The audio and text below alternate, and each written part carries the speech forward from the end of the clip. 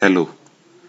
तो हम लोगों ने थर्मोडायनेमिक्स चैप्टर को स्टार्ट करा था और हम लोगों ने देखा कि फिजिकल केमिस्ट्री का एक हमारा चैप्टर है और इसी पे ये काफी बड़ी एक ब्रांच है थर्मोडायनेमिक्स, जो कि फिजिक्स और केमिस्ट्री को इंटर रिलेट करती है और उन दोनों को आपस में कनेक्ट करती है। क्योंकि हम लोग थर्मोडायनेमिक्स फिजिक्स में ही पढ़ते हैं, केमिस्ट्री में ही पढ़ते हैं, काफी इंपोर्टेंट है हमारा चैप्टर, यूनिट कह सकते हो। अब देखो, हम लोगों ने इस पे टाइप्स ऑफ सिस्टम देखे, टाइप्स ऑफ प्रोसेसेस देखे, उनके एग्जांपल देखे और फिर टाइप्स ऑफ प्रोसेस में ये चार टाइप की मेन प्रोसेस देखी: आइसोथर्मल, आइसोकोरिक, आइसोबैरिक, एडियाबेटिक।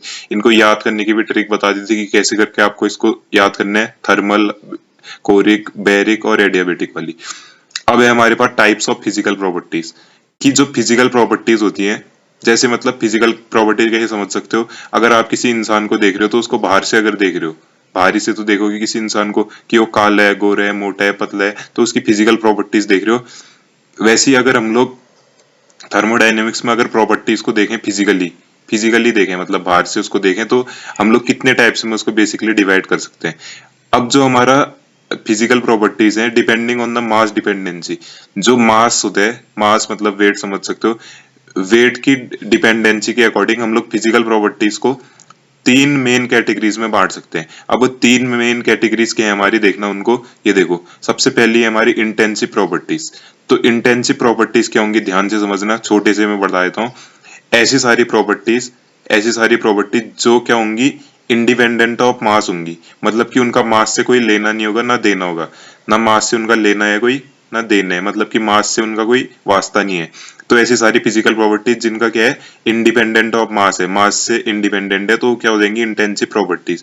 जैसे एग्जांपल देखना, यहाँ पर को थोड़ा मैंने एग्जांपल और ऐड करे तो तब ये थोड़ा अजीब सा हो रहा है। स्पेसिफिक हीट कैपेसिटी है अगर किसी भी सिस्टम की, गैस कांस्टेंट की वैल्यू है, डाई इलेक्ट्रिक कांस्टेंट है, टेम्परेचर है। अब एग्जांपल इससे समझोगे आप, टेम्परेचर से, टेम्परेचर के अंदर भी मेल्टिंग पॉइंट, बॉइलिंग पॉइंट। अब मैं 1 लीटर पानी लूं या 1000 लीटर पानी लूं, दोनों का जो बॉइलिंग पॉइंट होगा वाटर का, वो कितना होगा, 100 degree Celsius normal temperature pressure condition पे। एंड नॉर्मल जो हमारा प्रेशर रहेगा और एटमॉस्फेरिक प्रेशर रहेगा उस पे 100 डिग्री सेल्सियस ही होगा। टेम्परेचर की बात कर रहे हैं। और प्रेशर देख लो, सरफेस टेंशन देख लो, मोलर कंसंट्रेशन देख लो, डेंसिटी देख लो। अब मैं 1 m अगर कोई सॉल्यूशन बना रहा हूँ, 1 मोलर अगर कोई सॉल्यूशन बना रहा हूँ, तो मैं 1 लीटर बनाऊं कि 1000 लीटर बनाऊं कि 2000 लीटर बनाऊं कि 500 ml बनाऊं, 1 m जब मैं कंसंट्रेशन ले रहा हूँ किसी भी सॉल्यूशन की, 1 मोलर, तो वो इंडिपेंडेंट ऑफ मास है। हो जाएगा ना इतना। और अगर मैं किसी चीज में प्रेशर देख रहा हूँ, किसी चीज का प्रेशर, तो उस चीज का जो प्रेशर है वो कांस्टेंट है, इंडिपेंडेंट ऑफ मास है। देखो प्रेशर का फॉर्मूला क्या होता है, फोर्स अपॉन में एरिया, तो मास तो कहीं आया ही नहीं ना उस पे। अब देखो हमारे पास क्या होती है, अगली एक्सटेंसिव प्रॉपर्टीज होती है। अब एक्सटेंसिव प्रॉपर्टीज क्या होती हैं, ऐसी सारी प्रॉपर्टीज जिनकी वैल्यू मास पे डिपेंड करेगी। जिनकी वैल्यू किस पे डिपेंड करेगी, मास पे डिपेंड करेगी। इंटेंसिव क्या थी, ऐसी सारी प्रॉपर्टीज जिनकी वैल्यू मास पे डिपेंड नहीं कर रही थी, मास से उनका कोई लेना देना नहीं था, वास्ता नहीं था। लेकिन एक्सटेंसिव प्रॉपर्टीज क्या है, ऐसी सारी प्रॉपर्टीज जिनका लेना देना मास से है, तो वो सारी एक्सटेंसिव प्रॉपर्टीज समझने की कोशिश करना। जैसे वॉल्यूम हो गया, वॉल्यूम आप कैसे समझ सकते हो, वॉल्यूम से हमारे पास क्या है, कोई ज्यादा मास का कोई आदमी है, एक कोई कम मास वाला आदमी है, मतलब कि एक का वेट ज्यादा है 25, एक का वेट मान लेते हैं कि 20 किलो है, एक का वेट मान लेते हैं कि 100 किलो है। तो वॉल्यूम किसका ज्यादा हुआ, 100 किलो वाले का। 20 किलो वाले का तो कम हुआ ना वॉल्यूम। तो हमारा क्या हो जाएगा, वॉल्यूम हमारा किस पे डिपेंड कर रहा है, मास पे डिपेंड कर रहे हैं। एनर्जी से समझने की कोशिश करना। देखो एक हमारे पास क्या है, कोई 10 साल का बच्चा है और एक हमारे पास क्या है, 50 साल का आदमी है। या मान लो कि एक 10 साल का आदमी है और एक 30-35 साल का आदमी है। तो ज्यादा पावर किस पे होगी, जो 30-35 साल का आदमी है, क्योंकि उसकी क्या है, एनर्जी ज्यादा है। एनर्जी ज्यादा क्यों है, क्योंकि उस पर मास ज्यादा है। तो ऐसे करके समझ सकते हो, इंटरनल एनर्जी। ठीक है, कोई नर्सरी का बच्चा है और एक कोई क्लास 12th का बच्चा है, तो ज्यादा एनर्जी किस पे होगी, ज्यादा इंटरनल एनर्जी जो क्लास 12th का बच्चा है। नर्सरी का बच्चा तो छोटा हुआ ना। तो ये सारी प्रॉपर्टीज मास पे डिपेंड करती है। तो ये हमारी बेसिकली क्या हो जाएंगी, इंटेंसिव और एक्सटेंसिव प्रॉपर्टीज। बेसिकली इन दो कैटेगरीज में इसको क्लासिफाई किया जाता है, ये प्रॉपर्टीज को, तब ये मेन है। अब इस पे और चीजें भी होंगी, अगर इसको और बढ़ा के लिखना चाहूंगा तो मैं फिर उसको बाद में देखेंगे। अभी शॉर्ट में मेरे को आपको बताना था, तो ये प्रॉपर्टीज मैंने बता दिया। तो यहाँ पर को 2 डिफरेंट कैटेगरीज होगा, इंटेंसिव और एक्सटेंसिव। ये गलती से थ्री हुए, तो 2 डिफरेंट कैटेगरीज, इंटेंसिव प्रॉपर्टीज और एक्सटेंसिव प्रॉपर्टीज। अब देखते हैं हम लोग रिवर्सिबल और इरिवर्सिबल प्रोसेसेस। तो रिवर्सिबल और इरिवर्सिबल प्रोसेसेस क्या होती हैं, ऐसी सारी थर्मोडायनेमिक्स के अंदर की प्रोसेसेस जो क्या होती है किसी इनिशियल स्टेट से, मतलब कि जो उसका स्टार्टिंग पॉइंट है वहां से फाइनल स्टेट तक बहुत ज्यादा स्टेप्स में होंगी, बहुत ज्यादा छोटे छोटे छोटे छोटे स्टेप्स में होंगी पूरी। मतलब कि अगर मान लो कि मैं अभी किसी एरिया में, मैं वहां से दूसरी जगह जाना चाह रहा हूँ, तो मैं छोटे छोटे छोटे छोटे छोटे छोटे गैप लेके जाता हूँ। तो क्या हो जाएगा, बहुत ज्यादा गैप लेके जा रहा हूँ और छोटे छोटे स्टेप्स में जा रहा हूँ। मतलब अगर मेरे को अपने एरिया से कहाँ जाना है, अगर मान लो कि मैं अभी जम्मू कश्मीर में हूँ और मेरे को दिल्ली जाना है, तो वहां से दिल्ली जाने के लिए मैं छोटे छोटे छोटे छोटे स्टेप्स लेता हूँ, छोटे छोटे पॉइंट से लेता हूँ, धीरे धीरे से जाता हूँ। तो वो क्या हो जाएगा, हमारा थर्मोडायनेमिक रिवर्सिबल प्रोसेस। इसको थर्मोडायनेमिक्स से रिलेट करने की कोशिश करना। देखो, ऐसी सारी थर्मोडायनेमिक प्रॉपर्टीज जो इनिशियल स्टेट से, मतलब कि उसकी जो स्टार्टिंग पॉइंट है वहां से किसी भी फाइनल स्टेट तक जहां तक वो जा रही है, वहां तक कैसे जाए वो, धीरे धीरे लार्ज नंबर ऑफ स्टेप्स में, लार्ज नंबर के स्टेप ले और बहुत ही छोटे छोटे स्टेप ले, बहुत ज्यादा नंबर के स्टेप ले और छोटे छोटे स्टेप ले, और जिसका जो हमारा पाथ है वो कभी भी रिवर्स हो जाए। मतलब कि जैसे अगर मेरे को जम्मू कश्मीर से दिल्ली जाना है, या ऐसे समझ लो कि मेरे को दिल्ली से कहीं मुंबई जाना है, दिल्ली से मुंबई जाना है, तो मैं दिल्ली से छोटे छोटे स्टेप से लेके, छोटे छोटे 10-10 किलोमीटर के गैप लेके 10-10 किलोमीटर बाद लुकते जा रहा हूँ, और फिर मैं किसी भी स्टेज पे वापस दिल्ली आ जा रहा हूँ, मैं मुंबई जाना कैंसिल कर दे रहा हूँ। तो इसको क्या बोलेंगे, रिवर्सिबल प्रोसेस। तो ऐसे समझ सकते हो, ऐसी सारी प्रोसेस जो छोटे छोटे स्टेप्स में होंगी और बहुत ज्यादा स्टेप से लेके होंगी, छोटे छोटे स्टेप्स में होंगी, और कभी भी वो रिवर्स हो जाएंगी। इनिशियल से फाइनल स्टेट में अगर पहुंचना है, कभी भी रिवर्स कर सकते हैं उसको आसानी से। तो क्या हो जाएंगे, थर्मोडायनेमिक रिवर्सिबल प्रोसेस। नाम से पता चल रहा है रिवर्सिबल हो जा रही है। अब क्या है, ऐसी हमारे पास ऐसी सारी प्रॉपर्टीज, ऐसी सारी थर्मोडायनेमिक प्रॉपर्टीज जो क्या है, किसी भी इनिशियल स्टेट से फाइनल स्टेट तक सिंगल स्टेप में हो जा रही है। अब मान लो कि मुझे दिल्ली से मुंबई जाना है, तो मैं सीधे चले जा रहा हूँ बिना रुके, सीधे एरोप्लेन में बैठ रहा हूँ यहाँ दिल्ली से एयरपोर्ट में एरोप्लेन में बैठ रहा हूँ और सीधे मुंबई में ही उतर रहा हूँ। तो कहीं भी मैंने गैप नहीं लिया, कहीं भी मैंने स्टेप नहीं लिया, और सीधे मैं पहुंच गया, एक ही स्टेप में पहुंच गया दिल्ली से मुंबई। तो वो क्या हो जाएगा, और फिर मैं वापस तो आ नहीं सकता हूँ। एक बार अगर मैं एरोप्लेन में बैठ गया तो उड़ गया, अब वापस तो आऊंगा नहीं, एरोप्लेन को मुड़ाऊंगा थोड़ी कि चलो भाई दिल्ली चलते हैं वापस अब। ठीक है, तो एक बार अगर वो हो गया तो हो गया। अब इसको थर्मोडायनेमिक्स कैसे रिलेट कर सकते हो, ऐसी सारी प्रोसेस जो रिवर्स नहीं हो सकती है आसानी से, और जो रिवर्स होंगी नहीं वैसे मेनली, जो इनिशियल स्टेट से फाइनल स्टेट में एक ही सिंगल स्टेप में हो जाए, तुरंत सीधे एक ही स्टेप में, तो उसको क्या बोलेंगे, इरिवर्सिबल प्रोसेसेस। अब देखो, रिवर्सिबल और इरिवर्सिबल प्रोसेस के लिए हमारे पास डायग्राम किस तरीके से होता है। देखो, रिवर्सिबल प्रोसेस को ऐसे समझो, ये हमारी फाइनल स्टेट है V1, यहाँ पर को V1 हमारी फाइनल स्टेट है, ये V2, अच्छा सॉरी, V1 क्या हमारी इनिशियल स्टेट है, मतलब कि उसकी स्टार्टिंग पॉइंट है, V2 क्या है, फाइनल स्टेट है। तो यहाँ पर को हम लोगों ने कोई गैस फिट करी है इसके अंदर जो सिस्टम है, तो धीरे धीरे इतने छोटे छोटे छोटे छोटे छोटे छोटे स्टेप में V2 तक पहुंच रहे, हो जाएगा इनफाइनाइट सिमिली स्मॉल एक्सपेंशन लिखे। तो छोटे छोटे छोटे छोटे स्टेप में हम लोग V1 से उसका वॉल्यूम V2 कर दे रहे हैं। तो ये क्या हो जाएगी, हमारी रिवर्सिबल प्रोसेस, और कभी भी हम लोग दोबारा से V1 में आ सकते हैं। लेकिन देखो, इरिवर्सिबल प्रोसेस क्या है, ये हमारा V1 वॉल्यूम है, स्टार्टिंग वॉल्यूम है, इनिशियल वॉल्यूम है।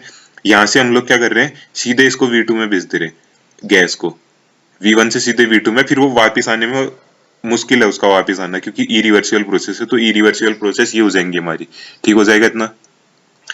तो एक चीज हम लोगों को यहाँ से क्या समझ में आती है, ऐसे करके समझना है इसको। देखो, हम लोगों ने सपोज करा कि ये गैस हम लोगों ने किसी सिस्टम में फिल करी हुई है, गैस फिल करी हुई है, और उसका कुछ इंटरनल प्रेशर तो होगा ही, उसके ऊपर से हम लोगों ने यहाँ पर को वेट लगा रखी है, ये वेट है, जिससे वो क्या है, इक्विलिब्रियम में, इक्विलिब्रियम में मतलब जो अंदर का प्रेशर है वो बाहर के प्रेशर के बराबर है, तब जाके वो यहाँ पर को पिस्टन अभी रुका हुआ है। लेकिन क्या कर दे रहे हैं हम लोग, अचानक से क्या कर दे रहे हैं, इसके अचानक से इरिवर्सिबल प्रोसेस की बात देखो, अगर मैं अचानक से सारे वेट इसके ऊपर से हटा दूं, अभी देखो, अभी जब इसके ऊपर सारे वेट रखे हुए हैं और इंटरनल प्रेशर अगर बाहर का प्रेशर अंदर के प्रेशर के बराबर है, तो हमारा पिस्टन मूव नहीं कर रहा है, वो इक्विलिब्रियम कंडीशन में हो जाएगा इतना। लेकिन अब क्या है, अगर मैं अचानक से सारे वेट हटा दूं, तो अचानक से क्या होगी, पिस्टन शिफ्ट करेगी यहाँ से यहाँ। तो इसको क्या बोलेंगे, इरिवर्सिबल प्रोसेस। तो इनिशियल स्टेप से सीधे फाइनल स्टेप में पहुंच जाएगी, तो वो क्या हो जाएगा, सिंगल स्टेप में हो जाएगा। इसको हम लोग क्या बोल देंगे, ये हमारा क्या हो गया, इरिवर्सिबल प्रोसेस हो गया। लेकिन अगर हम लोग क्या करेंगे, अगर रिवर्सिबल प्रोसेस की बात देखो, रिवर्सिबल प्रोसेस की बात, लेकिन अगर क्या होगा कि रिवर्सिबल प्रोसेस में अभी भी अंदर का प्रेशर बाहर के प्रेशर के बराबर है, ये जो अंदर का प्रेशर है गैस के, बाहर के प्रेशर के बराबर है, तब इक्विलिब्रियम स्टेट में यहाँ पर को V1 स्टेट में, और मानते हैं कि हम लोग इस पिस्टन को वेटलेस और फ्रिक्शनलेस मानते हैं, ठीक हो जाएगा, वेटलेस और फ्रिक्शनलेस मानते हैं। अगर अब हम लोग क्या करते हैं कि धीरे से छोटे छोटे स्टेप में, मतलब कि धीरे धीरे से क्या करते हैं, इसका वेट हटाते हैं, धीरे धीरे मूव करते हैं, धीरे धीरे स्लो प्रोसेस होती है।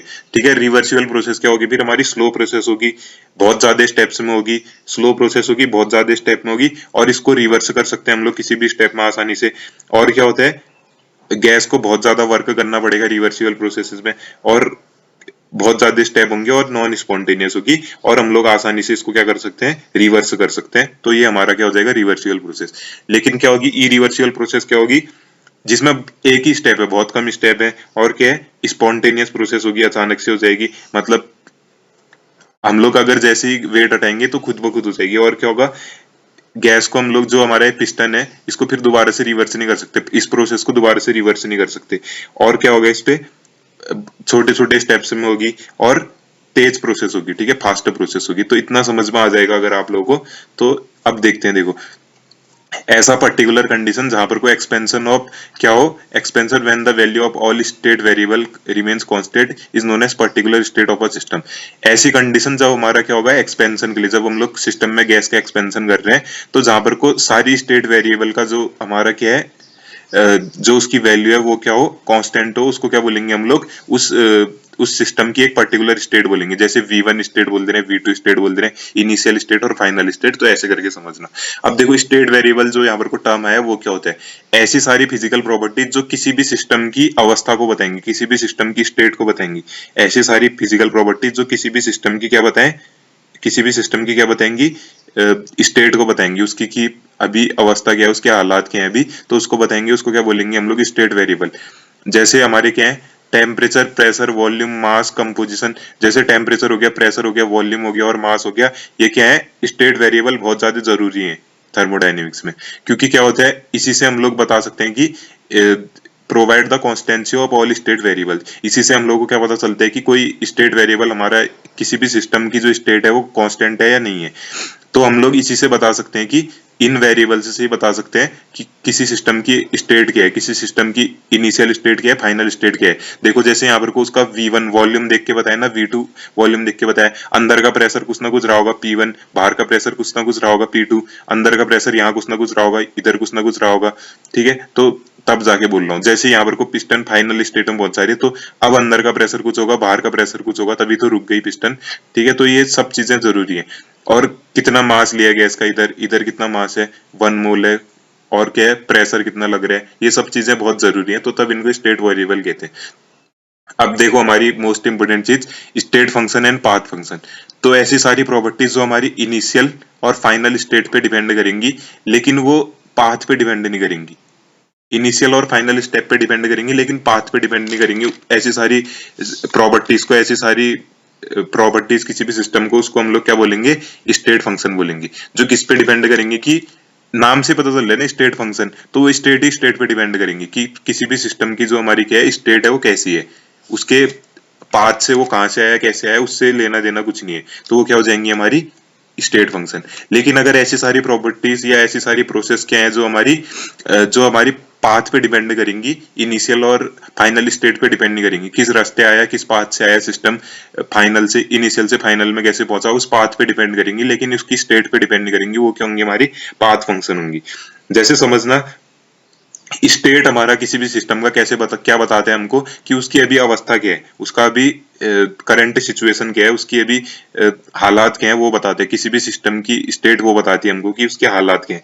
जैसे देखो, अगर हमारे पास क्या है, कोई कप ऑफ टी है, जिसमें गर्म चाय रखी है, गर्म कॉफी रखी है किसी कप में, उसका पहले क्या है, 50 डिग्री सेल्सियस या 100 डिग्री सेल्सियस टेम्परेचर है। मान लेते हैं कि 60 डिग्री सेल्सियस उसका टेम्परेचर है इनिशियली स्टार्टिंग में, लेकिन कुछ टाइम बाद उसका टेम्परेचर देख रहे हैं, आधे घंटे बाद हम लोग, तो 20 डिग्री सेल्सियस हो जा रहे हैं। तो उसके हालात बता रहे हैं ना हम लोग को, बीच में चाय के साथ क्या हुआ वो हमको उससे कुछ लेना देना नहीं है। हमको ये पता है कि उसका पहले टेम्परेचर 60 डिग्री सेल्सियस था, अब उसका टेम्परेचर 20 डिग्री सेल्सियस है। गर्म चाय ले लो, गर्म पानी, गर्म कॉफी, कुछ भी ले लो, तो कुछ टाइम बाद हम लोग देख रहे हैं उसकी करंट सिचुएशन देख रहे हैं। तो ऐसे भी समझ सकते हैं हम लोग कि स्टेट ही स्टेट पे डिपेंड कर रहे हैं, तो हो जाएगा इतना स्टेट फंक्शन। तो ऐसी सारी हमारी प्रॉपर्टीज जो स्टेट पे डिपेंड करेंगी, लेकिन पाथ पे डिपेंड नहीं करेंगी। अब देखो, हमारे पास पाथ फंक्शन क्या होंगी। तो पाथ फंक्शन ऐसी सारी प्रॉपर्टीज जो पाथ ऑफ अ सिस्टम पे डिपेंड करेंगी। जैसे मान लो कि अगर कोई आदमी, दो लोग हमारे क्या है जमीन में अभी ग्राउंड स्टेट में, दो लोग क्या है ग्राउंड स्टेट में, उनको ये ऊपर यहाँ तक पहाड़ में चढ़ने हैं, ठीक है। अब उनके पास दो रास्ते हैं, देखो ये ऊपर पहाड़ में चढ़ के उनको यहाँ पहुंचने हैं। अब उनके पास दो रास्ते हैं, देखो सीधे सीधे भी जा सकते हैं, जरूरी नहीं है कि पहाड़ से चढ़ के जाए, उनको इधर से इधर पहुंचने हैं। एक रास्ता तो उनके पास से पहाड़ चढ़ के सीधे नीचे आए, एक रास्ता उनके पास सीधे सीधे जाए। तो ज्यादा आसान कौन सा होगा, पाथ कौन सा ज्यादा अच्छा रहेगा, सीधे सीधे जाएंगे। पहाड़ चढ़ के पहले उनको इतनी एनर्जी खर्च करके ऊपर जाना है, फिर नीचे आने, ठीक है। तो ये हमारा क्या हो जाएगा, पाथ फंक्शन हो जाएगा, पाथ फंक्शन पे डिपेंड करती है। पाथ फंक्शन को हम लोग ऐसे समझ सकते हैं एग्जांपल से, जैसे देखना कि आप लोगों को क्या करना है, आप लोगों को क्या करना है, दिल्ली से मुंबई जाने हैं। अब आप लोगों के पास दो शॉर्ट रास्ते हैं, दो रास्ते हैं, मतलब शॉर्ट नहीं, दिल्ली से आपको मुंबई जाना है, आप लोगों के पास दो रास्ते हैं। तो पाथ फंक्शन को कैसे समझेंगे हम लोग, थर्मोडायनेमिक्स की बात कर रहा हूँ। तो आप लोगों को अगर दिल्ली से मुंबई जाना है, मान लेते हैं कि वहां की जो दूरी है वो है हमारी 2000 किलोमीटर है, एक डिस्टेंस है 2000 किलोमीटर और एक डिस्टेंस है 1500 किलोमीटर। तो ज्यादा आसान कौन सा रहेगा हमारा, 1500 किलोमीटर वाला। क्यों रहेगा, क्योंकि उसका पाथ आसान है, 500 किलोमीटर का डिफरेंस है। तो 1500 किलोमीटर वाला हमारा हम लोग बोल सकते हैं कि आसान हमारे लिए वो पाथ रहेगा। तो ये हमारी पाथ फंक्शन की डेफिनेशन हो सकती है, इसके एग्जांपल हो सकते हैं कि ज्यादा आसान कौन सा रह रहा है हमारे लिए, ये क्या बोलते हैं 1500 किलोमीटर वाला। 2000 वाले में तो हम लोग को 500 किलोमीटर ज्यादा चलना पड़ रहा है। तो आई होप कि आप लोगों को ये चीजें समझ में आ रही होंगी, और हम लोग इन चीजों को ज्यादा लॉन्ग में और भी पढ़ेंगे अगर जो चीज मेरे को लगेगी कि काम की है। तो अभी खाली बस मैं ऐसे आप लोगों को शॉर्ट शॉर्ट में सबका आइडिया दे रहा हूँ, बाकी इससे ज्यादा वैसे जरूरत भी नहीं है, लेकिन देख लेंगे अगर और आप लोगों को मेरे को लगेगा और ज्यादा इंपॉर्टेंट चीजें इस पे जोड़नी चाहिए तो वो मैं जोड़ दूंगा, ठीक है। तो अपने दोस्तों के साथ शेयर करिए, थैंक यू।